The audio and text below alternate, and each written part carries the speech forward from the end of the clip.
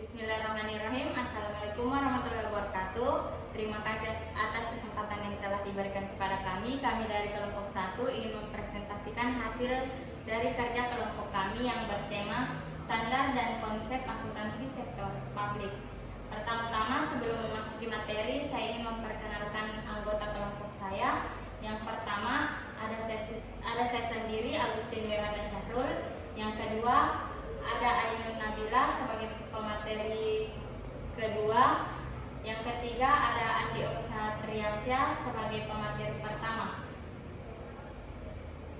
Di sini pokok pembahasan yang akan kami bahas yaitu yang pertama pengertian akuntansi sektor publik, yang kedua tujuan akuntansi sektor publik, yang ketiga karakteristik akuntansi sektor publik, yang keempat konsep dasar akuntansi sektor publik, yang kelima standar akuntansi sektor publik, dan yang keenam perbandingan akuntansi sektor publik dengan akuntansi komersial, yang ketujuh contoh laporan keuangan akuntansi sektor publik. Langsung saja untuk mempersingkat waktu, saya mempersilahkan kepada saudari Andi Oksa Triasya untuk membacakan materi yang pertama. Baik, terima kasih atas kesempatannya. Di sini saya akan membahas tentang pengertian akuntansi sektor publik. Di sini pengertian akuntansi sektor publik kami membaginya menjadi dua, yaitu menurut Dwi Ratmono dan menurut Erlina. Menurut Dwi Armono 2015, akuntansi keuangan daerah atau akuntansi sektor publik adalah proses pengidentifikasian, pengukuran, pencatatan, dan pelaporan transaksi keuangan dan entitas pemerintah daerah dalam rangka pengambilan keputusan ekonomi yang diperlukan oleh pihak eksternal. Yang kedua yaitu menurut Erlina 2015, akuntansi sektor publik adalah akuntansi yang digunakan untuk mencatat peristiwa ekonomi pada organisasi non-profit atau nirlaba. Secara sederhana, akuntansi sektor publik ini banyak dipakai oleh organisasi sektor publik seperti partai politik, masjid, puskesmas, rumah sakit, sekolah atau universitas, lembaga, swadaya masyarakat, dan pemerintah pusat. Baik, materi selanjutnya yaitu tujuan akuntansi sektor publik. Di sini ada 5 tujuannya, yaitu pengendalian manajemen atau manajemen kontrol, yaitu memberikan informasi yang akurat dan relevan untuk mengelola operasi dan alokasi sumber daya secara efisien dan efektif. Yang kedua, akuntabilitas, yaitu menyediakan informasi yang transparan dan dapat dipertanggungjawabkan kepada publik mengenai penggunaan dana publik. Yang ketiga yaitu pengambilan keputusan, mendukung proses pengambilan keputusan yang lebih baik dengan memberikan data yang relevan dan terkini. Tujuan yang keempat yaitu perencanaan, membantu dalam perencanaan anggaran dan program-program pemerintah. Yang kelima, evaluasi kinerja, memungkinkan evaluasi kinerja organisasi sektor publik dalam mencapai tujuannya.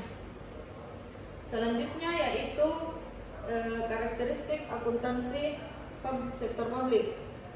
Di sini ada tujuan publik. Akuntansi sektor publik memiliki tujuan utama untuk memenuhi kepentingan masyarakat umum, bukan pemilik atau investor. Yang kedua yaitu transparansi.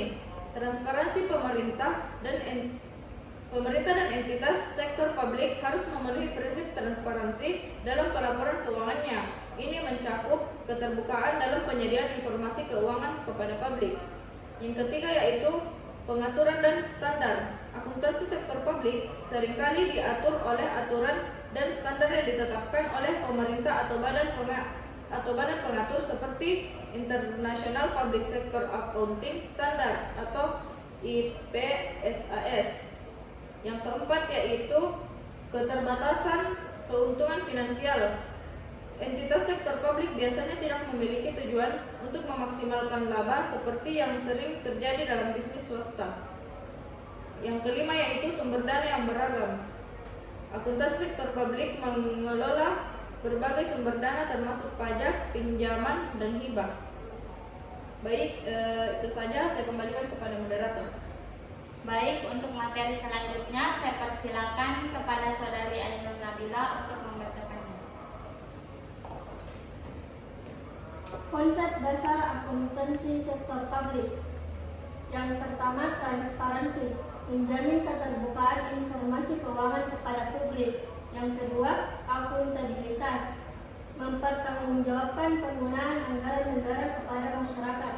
Yang ketiga, efisiensi, meningkatkan efektivitas penggunaan sumber daya negara. Standar akuntansi sektor publik. Standar akuntansi sektor publik atau SASP adalah seperangkat aturan dan pedoman yang mengatur bagaimana entitas sektor publik seperti pemerintah pusat, pemerintah daerah, dan badan usaha milik negara menyusun dan menyajikan laporan keuangan mereka. Perbandingan akuntansi sektor publik dengan akuntansi komersial. Yang pertama, tujuan. Akuntansi sektor publik bertujuan untuk menghasilkan informasi keuangan yang akurat dan relevan untuk pengambilan keputusan, pertanggungjawaban dan pelaporan keuangan entitas publik.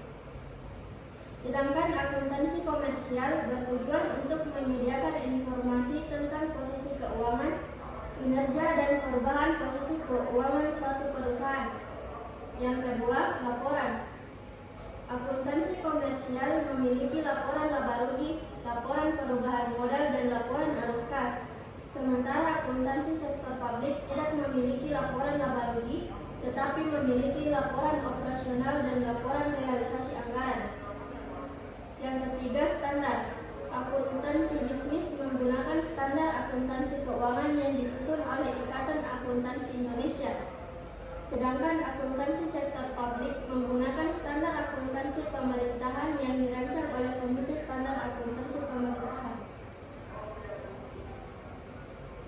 Berikut contoh laporan keuangan akuntansi sektor publik.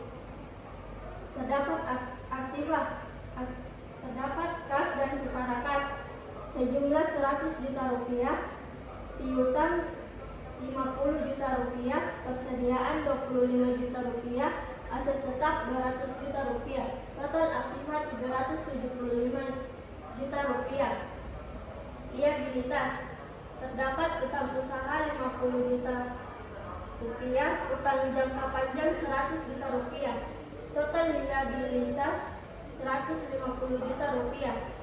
Ekuitas, terdapat modal disetor 150 juta rupiah, laba ditahan 50 juta rupiah, total ekuitas 225.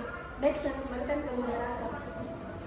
Baik, selanjutnya dari penjelasan ini dapat kita simpulkan akuntansi sektor publik adalah alat penting untuk memastikan pengelolaan keuangan negara yang baik dan bertanggung jawab. Dengan memahami konsep dan standarnya, kita dapat ikut mengawasi penggunaan uang negara.